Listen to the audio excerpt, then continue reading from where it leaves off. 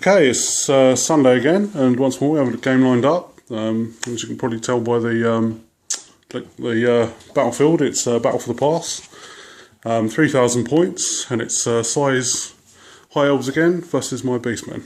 So I'm working hard to try and get these models assembled. You'll notice that a lot of them don't have heads. But there's only so much mould line cleaning you can put up with in 1 week before you go insane. So this is the point I got to before I went insane. So I'll run you through my army. I have a Gorgon, 30 Gore in the building with additional hand weapons. I also have my level 4 Bray Shaman, Great Bray Shaman even. A level 1 Bray Shaman of Beasts, level 4's Shadow. I've got 6 Ungor Raiders with another level 1 of Beasts. 5 Harpies. My one's gone blank now. The Herdstone, that's the one. We've got 8 Minotaurs with Doomball. Then we've got 6 small Raiders. 40 Gore with additional hand weapons, and War Gore BSB. 30 Bestigor. I can't remember what the name of it is, but it's just the core chariot, and 5 more Harpies. And spells I got were Wisson's Wild Form, both level 1s, Occam's Mindrazor on the level 4, Penumbral Pendulum, Enfeebling Foe, and Melkor's Mystifying Miasma. But however, as we're not a big fan of magical scenery, so for each piece of scenery we have, we roll a dice, and on a 6 it counts as magical. It's just to cut down on the rivers killing your army before you can get a go. So, you know, that kind of thing. We think they're a bit stupid. So, but it turns out that this barn is actually a wizard's tower. It's his backup tower, because see, that one blew up. So he moved into the barn. So I've got a bit of a backstory behind what the barn is. So that's my army, and yeah, I'll hand you over to the site now. So and just to reflect the so all my wizards are within 6 of this, because obviously I placed them within 6 of the barn. Are all law masters as well, so should have a pretty good magic phase, I would hope. So hand you over to Si, see what he's got. Okay, yeah, my High Elf army is pretty much unchanged. All I did was dropped a couple of guys here and there, just to get an extra 35 points to beef my level 1 up to a level 2. So yeah, I'll start you off here. We have a Great Eagle, followed by a unit of Ellerillion Reavers. Then I've got some Silverhelms, which is 14, with a Lord, not a Lord, sorry, a Noble mounted. Then I've got 38 White Lions with the Loth and Sea Helm BSB and my level 4. Then I have a Frostheart Phoenix, 27 Swordmasters with my now level 2, who this time is level 2 of Beasts in there. Then I have another unit of Reavers and another Giant Eagle on my right flank. And over there on that table, there is a unit of I think it's 27 Lothern Sea Guard with a Noble in there with Moranian's Wayshard. So they'll be hopefully coming on from turn 2 onwards, should I remember. And that was my deployment. I rolled to see whether I went first with the +1, and I won. So we will see you at the end of High Elves turn 1. Okay, it's the end of High Elf turn 1. Everyone tentatively moved up a little. The Swordmasters entered the building. My White Lions moved up. The redirectors sort of shifted across a little to give the rest of the army a little room. Then I rolled a magic phase. I rolled a 5 and a 1. Ollie got a channel. I didn't. I cast a beefed up Hand of Glory on the white lions. Ollie decided to let it through because I rolled quite high. And yeah, just gave myself a +1. Mainly, I took it mainly for the movement characteristic rather than anything else. But I thought I might as well use the beefed up version just for all the rest. And then I didn't even bother. I was going to try and curse Savannah here, but you know, there's no point. Ollie had 6 dice to dispel with. I had 3 to cast with. How did you get to 7?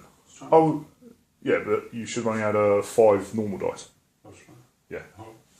But yeah, it was pointless anyway because yeah, like he had obviously far greater number, and I was only casting with him at level 2. So I didn't bother. I didn't want to risk blowing up basically. So yeah, that was pretty much it. There was no shooting after that. So yeah, that was the end of High Elf turn 1.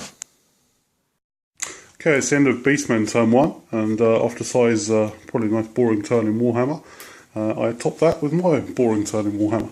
So I moved up, pretty much full tilt, just went gunning straight towards him. And then in the magic phase, I rolled 10, so I got 6, and obviously I got the extra ones from the Herdstone, so I had 12. I just get off Melkoth's miasma, Melkoth's mystifying miasma even, reducing their movement by 3, so it counteracted his 1, so they're now movement 3. And then I cast something, Enfeebling Foe on the White Lions, and it actually failed to cast, so I switched to my level 1s. And obviously they're both Law Masters of Beasts, so I cast Flock of Doom with one of them, so I dispelled it, and the other one failed to cast Flock of Doom, obviously just trying to kill some Reavers. So that was it. So 12 dice magic phase, completely useless really, so, but then doesn't really matter right now, so I'll be kicking off next turn, so see what Sai does in his turn 2. Okay, it's the end of High Elf turn 2. I pulled everyone back slightly, White Lions moved back a little bit. The chaff just sort of jostled for position. I put a Great Eagle there, mainly as a march block. Then yeah, my infiltrating unit failed to come on, unfortunately, this turn. So yeah. That was pretty much it. Then in the magic phase, I got a double 4. Ollie got a channel.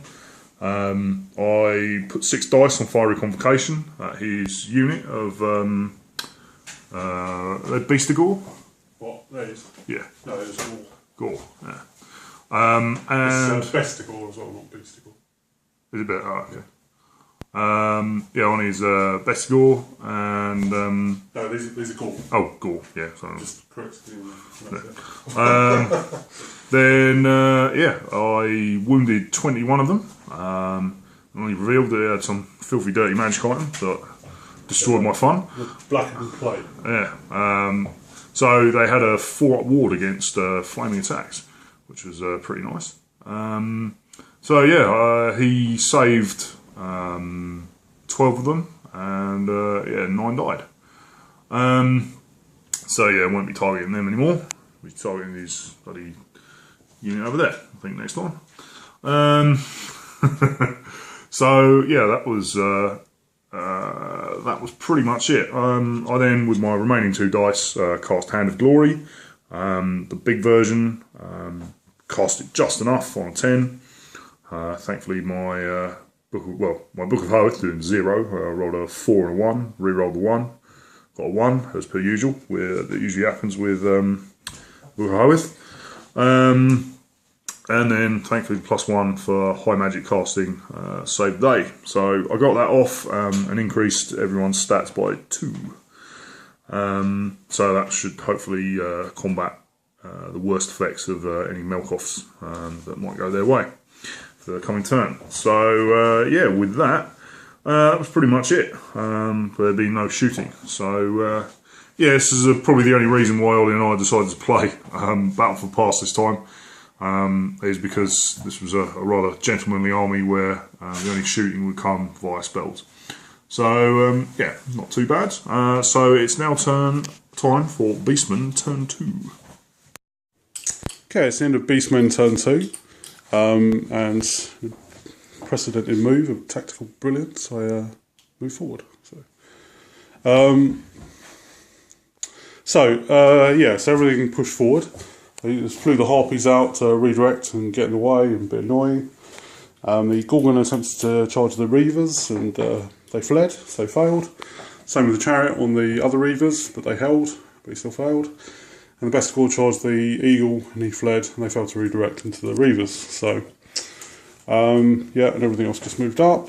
And then these guys moved up, expecting ambush anytime soon.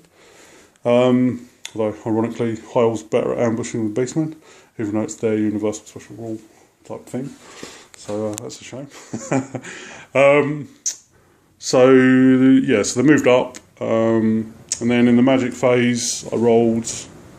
I got 8 dice, so I got 6. Obviously, got 3 from the Herdstone, and then another 1 from channeling. And I managed to cast Enfeebling Foe on these guys, reducing their strength by 2. I cast Melkoth's Mystifying Miasma, reducing their movement by 3. Unfortunately, got a miscast with it, and did a wound to all 3 of my showmen, which is great. So that was that, and then I attempted to cast an Amber Spear just with the last dice, and also obviously dispelled it. See, Amber Spear through the Wizard's Tower. So, and that was it for my turn 2. So not that eventful. Be down to Sai to get the ball rolling, I reckon. So move into his turn 3. Is it 3? Yeah. Yeah. Okay, it's the end of High Elves turn 3. And interesting turn of dodgy luck, which I shall take through. Basically, I rolled to see whether my High Elves came on the board, and they did. Unfortunately, I would have liked them to come on the side, but being that this is Battle for Pass, can't do that. So they've come on right at the back, which Ollie obviously foresaw. Then I moved the Swordmasters out of the building to the side. Pretty much left everyone else where they were, except these cavalry reformed after passing their panic test. Came back. The Eagle also passed its panic test, and the Eagle that I'd put over there flew over to help deal with any stragglers for the skirmishers over at the back. Then in the magic phase, I got 8 dice. I put, what was it? I think it was 2 into a Soul Quench at the unit of Harpies that were there. Ollie let it through because I rolled pretty high. Blasted them away. I then tried to dispel Enfeebling Foe with 2 dice. Rolled 5, a 4 and a 1. Naturally, with the Book of Hoeth, you'd think that I couldn't roll a 1 twice in a row for that exact same circumstance. And of course, I forgot that always happens to me. So yes, I did in fact roll 1 twice in a row and failed to dispel it by 1. So they are still going to be strength 4. That was exceptionally annoying. So what else was there? Then I tried to cast Fiery Convocation. With 4 dice, got a respectable 23. But by this point, Ollie had 6 spell dice. For it's his turn to get a channel every turn. Clearly not mine. And yeah, he managed to dispel it quite easily. He got like 26. So yeah, that would have been Fiery Convocation on that would have been nice, as I'd use my Sunstone, which to do it with. So yeah, that's pretty much that. So now it's time for Beastmen at turn 3. Oh, sorry, that's what I should have said. I shot and killed 2 Ungors with the Lothern Sea Guard, who panicked, ran away, almost panicking his unit with all of his wizards in. That would have been hilarious, but yeah. Now it's, but he passed that particular leadership test, so it's now time for Beastmen, turn 3. Okay, it's the end of Beastmen turn 3. I fed up with failing charges. I just shoved these up using the Reavers to my advantage. I used the Harpies to redirect his white lines. These guys shuffled around a bit so they could face the Swordmasters should they come at me. These guys just moved around here. These guys actually rallied, rolling a 4, which was nice. And then in my magic phase, I got 12 dice, so I had 5. So first up, I attempted to cast a Curse of Anra here on these guys who were just in range of the minimum casting. And he scrolled it. And then I cast it again, because obviously I have 2 Lord Masters of Beast. And he used his dice to dispel it. So I had 4 left, so I thought I'd try and be cheeky, and used all 4 of them to cast an Amber Spear at his budgie. And hit it, wounded it, well, I didn't need to hit because it was a magic missile, but wounded it. He failed his ward save, and I did 6 wounds to it. So that was excellent. I was very happy with that. So, and that was the end of my... Oh no, and then in close combat, the chariot did actually charge into the Reavers, and rolled a 6 for impact hits and killed all of them, and passed his panic tests with the Swordmasters and the Eagle. And that was the end of my turn 3, so heading into High Elves turn 4 now. Okay, it's the end of High Elf turn 4. The Silverhelms decided that they didn't like being up in... getting some Minotaurs up in their grill, so they turned tail and bailed out like heroic elves. While the Reavers, being the weakest of the elf army, decided to probably end up taking one for the team. So yeah, that was all fun and games. Let's see, the White Lions. They reformed just to get the wizard out of the way, because I wanted to do some shooting with him, and then they moved back a couple of inches. The Swordmasters didn't really do much; they just advanced while the Great Eagle and just went an inch away from his base to stop him redirecting or turning around to get into the flank or rear of the Swordmasters. And Squeal Gnawtooth is sitting watching the battle. And he will be part of another army, plus a load of these at some other point. So yeah, the eagle, Great Eagle over here, jumped down to threaten the flank of these. What are they? What are these guys? Oh, Ungor Raiders. Ungor Raiders. Well, they just turned to face this unit of Ungor Raiders. Actually shot at them. Did rather badly. Scoring a mighty 1 hit. But I did get a wound. Hey, you did one more.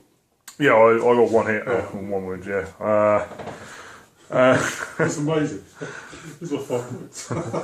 Yes. Yeah, so let's see. That was pretty much pretty much it for movement and shooting and that. There was no close combat. So it's now down to Beastmen turn 4. Okay, it's the end of Beastmen turn 4. Yeah. So we charged the Gorgon into the Reavers. They failed the terror test and fled. So I attempted to redirect these, and which passed.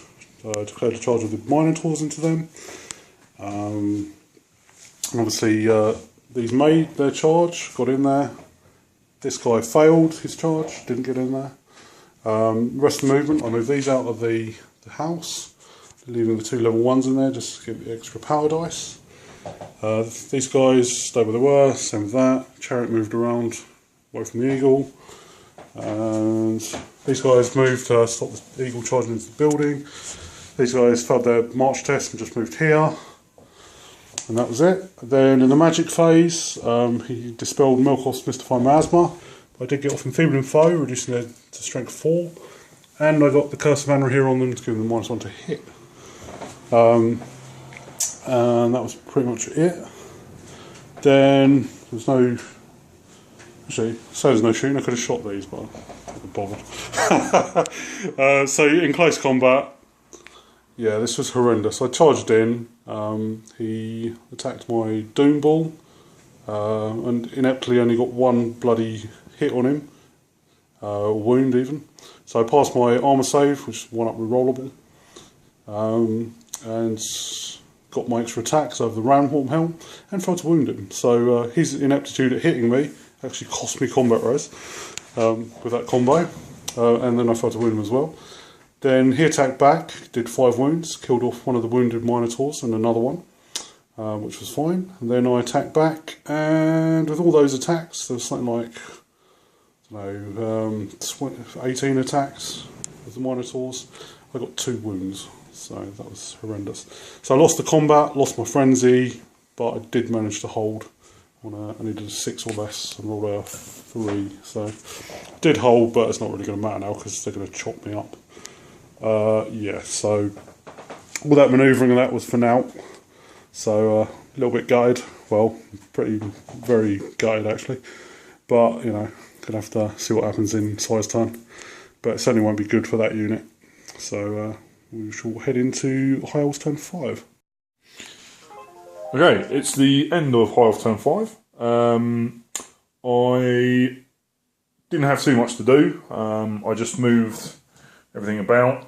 I charged the Lothan Sea Guard into the Ungol Raiders, who chose to turn to flee. Off the board, however, it also meant that I didn't get to reform. Then I charged my Eagle into the other unit of Ungol Raiders, who held. Then I just moved. They passed their panic test again and came back. And I edged these guys forward a little and just moved.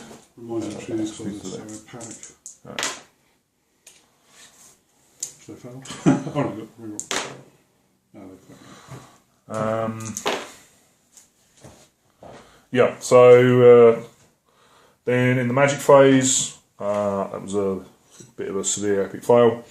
I got 7, and with my 7 dice, I cast Hand of Glory on the unit. I did this kind of the wrong way around.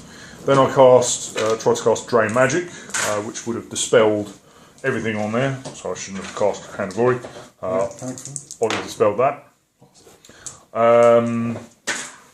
Then with my last 2 dice, I thought, come on, I can't be screwed 2nd time in a row. But naturally, I forgot it's me, and rolled a 4 and a 1 again. So with my Book of Hoeth, I re-rolled that 1, and oh yes, I got that 1. So again, no bloody dispel. So gnashing my teeth, I had to accept the fact that they were again strength 4. So yeah, that's heftily annoying. So what was it on? With that, yeah, basically we then went into close combat. My Eagle nommed some Ungol Raiders, taking a wound in the process, and then chased them off the board. And then over here, I chopped up, managed to roll really well again, chopped up Minotaurs to the Standard Bearer, who then, just before he died, had the common indecency to take out my Wizard. He scored 2 wounds on him and put him away, which is a bit of a shame. although when we gone through it, we actually realised that Ollie had missed both his impact hits and his stomps from the last round, which would have considerably changed the course of the action. We figured that it probably would have ended up with them being chased off the board, but that unit size would be probably half of what it is at the moment. Yeah, that was a bit hard. Yeah.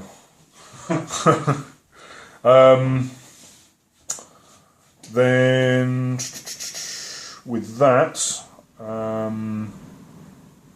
that was pretty much the end of my turn 5.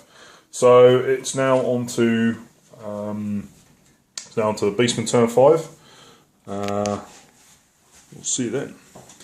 Okay, it's the end of Beastmen turn 5. And after my little upset with the whole Minotaurs and the no stomps and impact hits, I said to myself, look, I've got to pull it together. I should have known or remembered it, so fair enough. So no reflection on Sai, it's just my own fault. So hopefully I will learn from it. And like I said, I kind of... it was a lot easier to take after I told myself, so I have to deal with that kind of thing every day. So I've got over it now. So we continued the game because I was contemplating quitting. In the past, I think there was one other occasion where I had a right foul old mood after something happening against his Skaven with my Warriors of Chaos. And I said to him, no, I'm going to carry on regardless. And I ended up Infernal Gatewaying his Death Star and killing a Hell Pit Abomination with 9 Marauders. So I thought, maybe that would help me here. Unfortunately, it didn't. So basically what I did is I declared a charge with the Horde against his Swordmasters, and he elected to flee. So I redirected into these guys, hoping to get off some pretty serious magic. So these guys then declared a charge against them to send them fleeing again. The Gorgon charged into these, he elected to hold. These guys just moved up, so my magic support I could cast on the lesser level with the Shadow Mage. Obviously the 2 Beast Wizards are here. They moved out behind the Eagle just to stay close to the Herdstone. And that was pretty much it. Oh, the Harpies actually managed to rally as well. There was no... then in the magic phase, I bigged it up to Sai, saying, look, your level 2's running off the board. I've got a Herdstone with 3 extra power dice, 3 wizards active, +4 shadow. I'm just going to own him. Bear in mind, the last 4 turns I rolled 12 dice against Sai's either 6 or 5 dice. I was going to own this magic phase, and then I rolled a double 1. So I still ended up with 6 dice from a channel, and 5 dice, 1 from a channel and 2 from the Herdstone. So I still had 5. But I did have to make some tough decisions. So my first idea was to cast Melkoth's Mystifying Miasma on 2, and then the Withering on 3 to debuff his unit and wound him pretty well, but then still have an armour save. So then I decided, well, actually, maybe it was worth taking a few hits and just casting Mind Razor with those 5 dice. In the end, I decided on Mind Razor because I'd never got to cast it before, and this was like a golden opportunity to try and steal the game back. So I rolled it, and of course I failed to cast it. So I actually had no benefit whatsoever, and Sai still had 1 Dispel dice left, even though he only had 1 in the first place. So he was sitting there with a bemused look on his face while I was had a little bit of a QQ, but I took it pretty well considering losing my Minotaurs took it out of me. I think I run out of energy to moan too much. So we fought the combat anyway. And as you can see, although many guys died on each side, I think I killed 9 of his, he killed 9 of mine, it turned out to be a draw. So that's holding in there.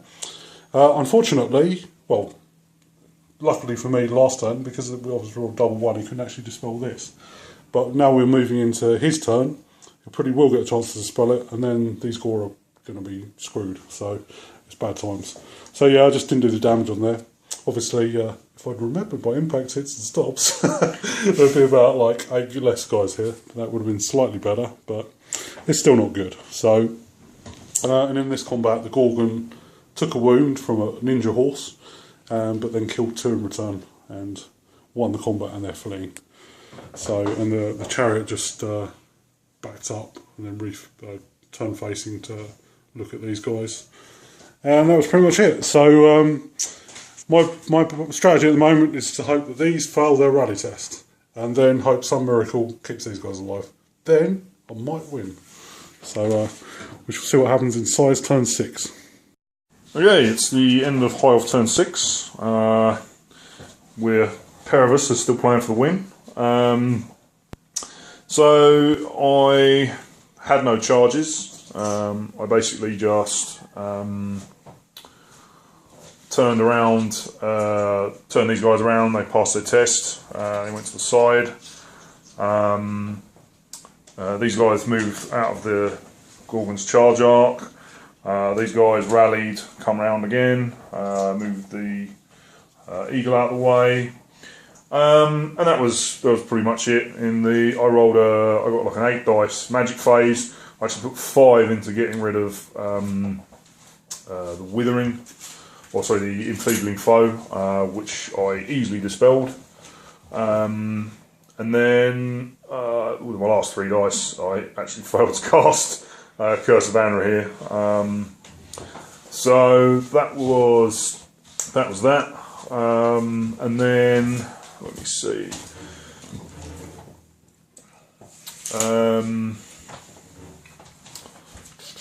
That was pretty much it. If I thought about it, I probably could have scored me a wizard with shooting, but I didn't. I've only just noticed that actually. I just left those elves as they were. That's because they were so far across the table I couldn't be bothered to look. That'll probably matter come the end of the game, but such is life. Yeah, so in the close combat phase, I chopped up 13 gore, losing 7 of my own. Won the combat. Unfortunately, he fled a massive 11, and I could only charge up 8, so I did pursue. And yeah, that's pretty much that. So yeah, with that, it leaves Ollie's turn 6 to see what he can do. Okay, it's end of Beastmen turn 6. So I charged the Gore into his White Lions. He did wonder if he should flee, but pointed out that I could try and chase him off the board by charging the Harpies and the best Gore into them. So he held in the end, just for that kind of heroic last stand, knowing that I had to debuff the crap out of them to even stand a chance. These guys didn't rally. The Harpies moved up here along with the Gorgon, sensing that if I did actually break him, I'd want him to see him go off the board. So I escorted him off the board with that little conga line of stuff to flee through. And so that was pretty much it. Then the magic phase, got 12 dice, so I got, I can't remember, 6 or something. So with these dice, I cast Melkor's Mist Divine Miasma, which he let through. I cast, what was it? Something. Enfeebling foe. Enfeebling foe, yeah. He dispelled it. Then I 6 dice Whiston's Wildform. The main reason for this, obviously I used the lore attribute to swap the Shaman out to one of the level 1s to get the guy in range with Whiston's Wildform. Hoping to actually get a miscast with the Whiston's Wildform. Because of course, if I got a strength 10 pipeline on these, I would have killed loads of them. And then hopefully I can mop up the rest in close combat, because I could probably absorb the hits with a big unit like this. Unfortunately, I threw 6 dice at it with complete malice and got it off, but it wasn't irresistible. So that went off. Then that was pretty much it for magic. Then in close combat, I killed 5 of his, I think. No, 3. And he killed 1 of mine, because obviously I'm toughness 5. So it was all down to whether he made his stubborn test or not, and of course he made it. So I didn't actually defeat that unit in the end. So it's looking pretty bad for me. So Si's adding up the points now. I'm going to add up his points, and we'll get back to you in a minute. Okay, so it's the end of the game. We totaled up the points, in case you didn't know who won. So I got 1910 points, and I got 720. So a massive win to the High Elves. And yeah. Review of the game. Well, for me, the first 3 turns of the game were horrendously boring, and I was definitely tweaking out by just how mind-numbing it was. And then the last 3 games, after my idiotic forgetting impact hits and stomps, it didn't seem fair to side to just say, oh, by the way, that thing I did 2 turns ago didn't count, you know. So I just got to accept it, live with it, and you know, just remember it. So doing that really did cost me. We did a little Scooby-Doo ending between us, and I think this Minotaur still would have died in the end, just because obviously the white lions are stubborn. So I probably still would have lost them, but there would be a lot less of them, and may have killed them with these then. But it's neither here or there, because this is what actually happened. I forgot stuff, so I capitalised on it, and good for him. So let's see. So I think overall the strategy was pretty simple. Being Beastmen in a battle for the pass, obviously there's not many places for him to hide, so I just run at him. And I run at full pelt, obviously having a 12 dive magic phase every turn, apart from the turn I needed it, where I rolled a double 1. So I got some really good support magic. Can't really capitalise it when it's literally chasing after him, because it was doing a lot of running away. Because, I mean, his Swordmasters and his Silver Helms didn't see any combat whatsoever. Or his Lost and Sea Guard. So really his White Lions did most of the work, and they just sat there for most of the game. So it was just like trying to get that right matchup with them, which I thought I had with the Minotaurs. It was pretty good, especially with the Harpies there. Allowed me to get minimal contact with them, but still maximise most of my attacks. But of course, I whiffed so hard on the Minotaurs' attacks, forgot all the impact hits and stomps, and so of course I lost it. But I mean, whiffing the attacks was ridiculous. I had like 18 attacks and I got 2 wounds with them, which was horrendous. Another thing I did actually forget, which certainly would have put the combat in Sai's favour, is I no doubt he's probably got Banner of the World Dragon in there. Oh yes. So my Doom Ball wouldn't have had all those attacks, because Sai would have had a top ward against them. Yes, but luckily my Doom Ball whiffed most of his attacks and barely got any anyway. So yeah, so that would have hurt me even more. So yeah, that was never good. But I had to make something happen, and charging that big unit in of Minotaurs into them with loads of debuffs on those, you'd think would be enough, because he was actually strength 4 at the time. So I thought I could take him. It didn't happen though, but it didn't help when I forget all that stuff. So I tried to make a game of it, and send these the big Gore herd into these guys after. Well, I would have happily sent them into Swordmasters first, but it turns out they fled. So I sent them into these guys, and of course, failing the Occam's Mind Razor really put the nail in my coffin. Although I made a good account of myself, I was never going to win a war of attrition against High Elves, because obviously the strength buff fell off them. And then he just did ridiculous wounds back to me, and obviously I fled. The only saving graces, they did actually get away, so that was good.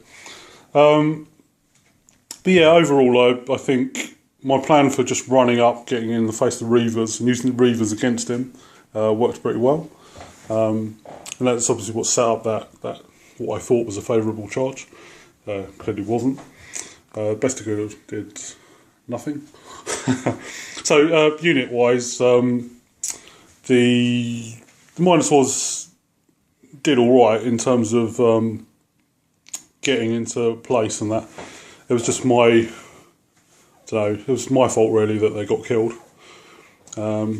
So Minotaurs, wow, they just look cool. So I'm going to let them off for that. But really, they are the duffers of the match, to be honest, because they whiffed so hard on those attacks. And obviously the no impact hits or stomps didn't help. So it was quite disappointing. The Gorgon only killed 2 Reavers throughout the whole game, so he didn't do a great deal. The Harpies performed pretty well, did some good redirecting and survived the game. Chariot did alright, killed 5 Reavers. His Besticore did nothing, failing a charge, but they did hold off the Swordmasters, because they look quite scary. and maybe that feared Sly into not actually charging him, which I think he probably would have won that fight. But I'm glad he didn't. So charge that is. These guys did pretty well actually. They did a lot better than I thought they were, even though they had no magic support really, apart from his debuff and his strength. So quite happy with the gore. Certainly did a lot better than the last time we played, when they just got evaporated. But really, my level 4 was casting spells left, right, and centre. Obviously, 12 dice magic phases for 5 turns is pretty good, and he even tried to capitalise on the double 1, having 5 dice to himself, but obviously failed to cast it in the end. So there's no real man of the match, but I guess the Bray Showman is the closest to that. But yeah, the real duffers, I think, I don't know, probably me actually. Everything that went wrong was my fault. But yeah, the little Ungors had their fun just dancing around these guys, but he just picked them off. But it's quite sad really, because my whole army pretty much lost to one of his units, because this his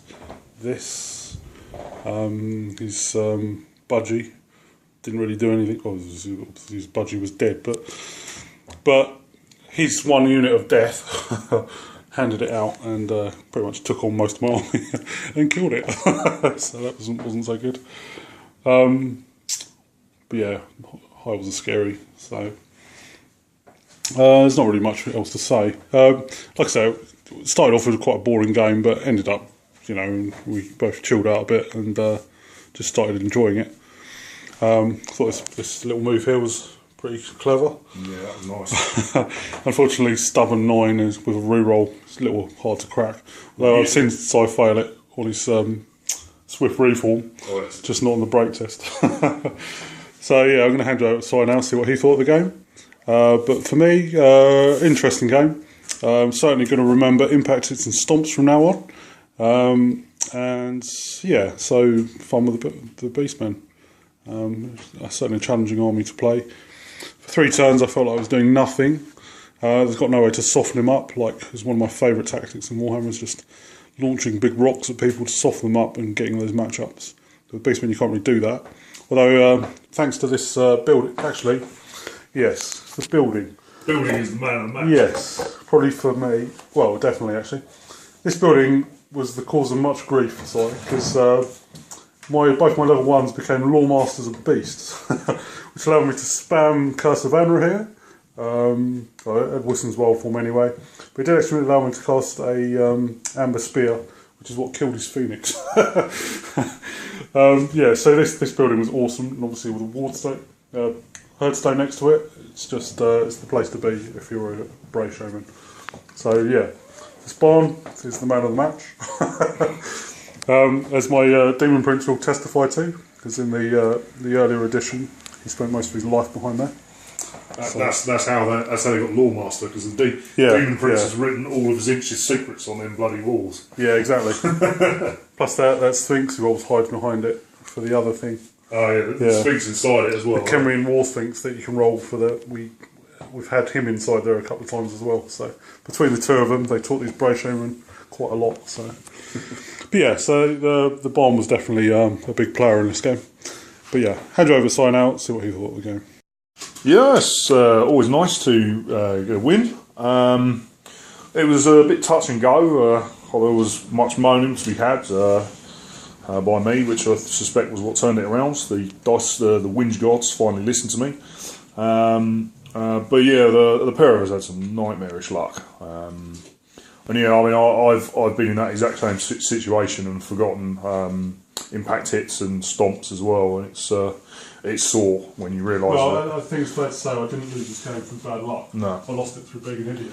Yeah, it's sore when that happens, and it's one of them things that it does reinforce why you. Although I did whiff a lot of attacks. Yeah, there was some awful luck. Like you say, 18 attacks and 2 wounds against High Elves. Yeah, that was not good at all. I think in general, I kind of against Beastmen, I had to kind of try and play Ollie a bit his own game and play on the defensive. But he was quite clever at basically capitalising on my poor positioning of my Reaver unit there to actually really get up into my face. Now, what I really would have preferred as an optimal charge would have been when it was that situation. I would have liked to have been able to charge the Minotaurs with the unit fully kind of fully undebuffed and ready for action. And obviously that would have been really, really nice. And like I say, with Banner of the World Dragon and stuff like that, effectively taking the Doom Ball's attacks out of the equation. I reckon I probably could have hit him hard, but he capitalised quite nicely and actually stopped me, and was able then to get was able to counter quite nicely. And like I say, towards the end here, this was a really nice strategy, using the positioning of my horseman there by the edge of the board straight to Ollie's advantage. So you know that would have worked out very, very nastily. I only had to probably roll sort of a 5 or a 6 flea, and that would have been that. I would have been easily off the board. Then that was over here. I was kind of a bit disappointed. I didn't really get a chance to use my Swordmasters or my Silverhelms really. I think I'm relying too much on the killing power of these guys, and I'm fearing these. I mean, I think to a degree it helped the fact that Ollie also feared their potential, hence why we ended up doing the dance to get into this position. But yeah, it was difficult to know sort of how to get the most out of these.